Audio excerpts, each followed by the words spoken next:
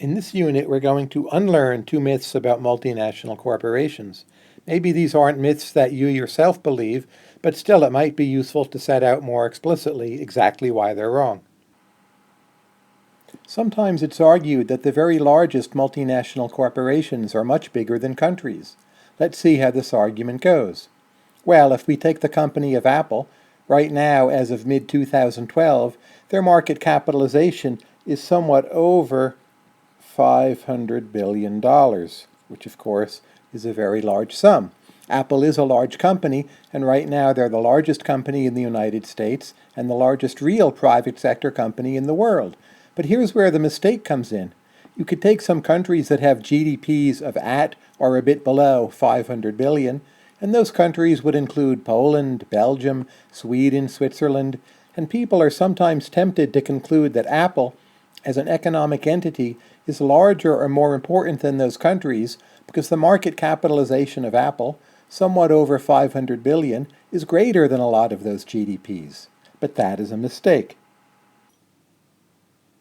It's a mistake because it's confusing stocks and flows. GDP is essentially a flow. It's the value of goods and services produced in a year in a given country.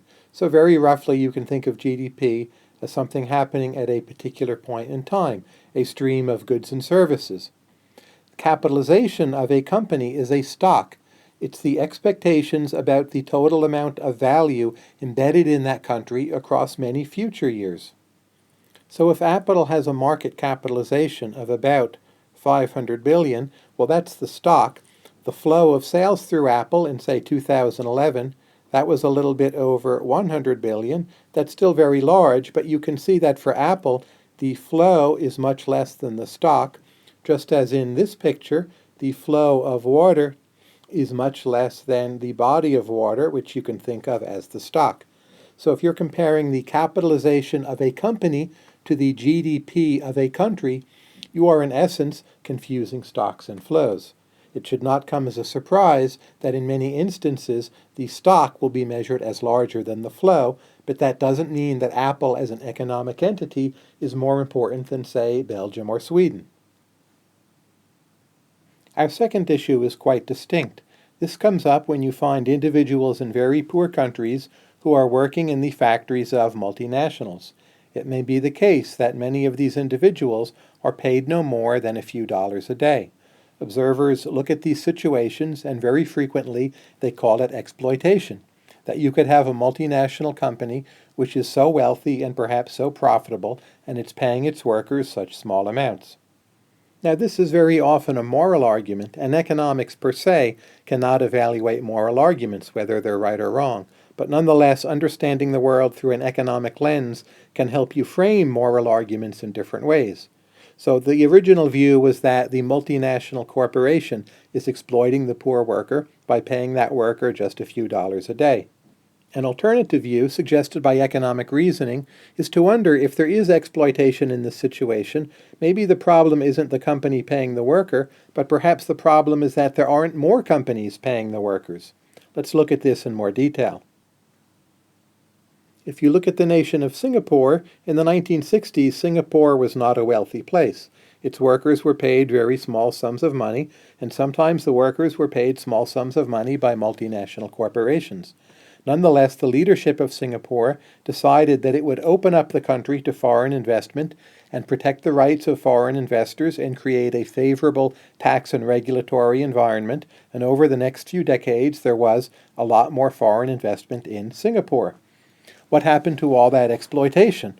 Well, it went away. Today, Singapore is an extremely wealthy place, and in fact, in terms of per capita income, Singapore is now wealthier than the United States. Looking at Singapore helps us shift our perspective.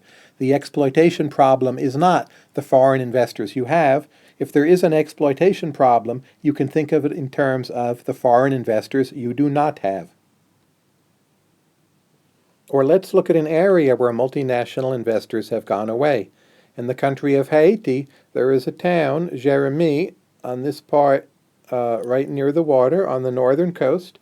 And in former times, Jérémie was well known for attracting a lot of foreign investment and some factories run by multinationals, including Walt Disney.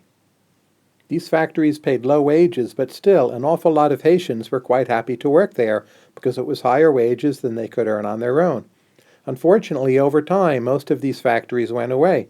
The Haitians had a good reputation as workers, but there were problems with the electricity, problems with political order, problems with corruption at the port, and in general, Haiti, over considerable periods of time, was becoming a poorer country and a less well-run country. So the multinationals leave this part of Haiti, and over time, what can we say? Well, maybe you could say the exploitation went away, but is that really the correct way to think about it? The developmental path of Jeremy would have been much brighter if over the last few decades it had been gaining multinational investors rather than losing them.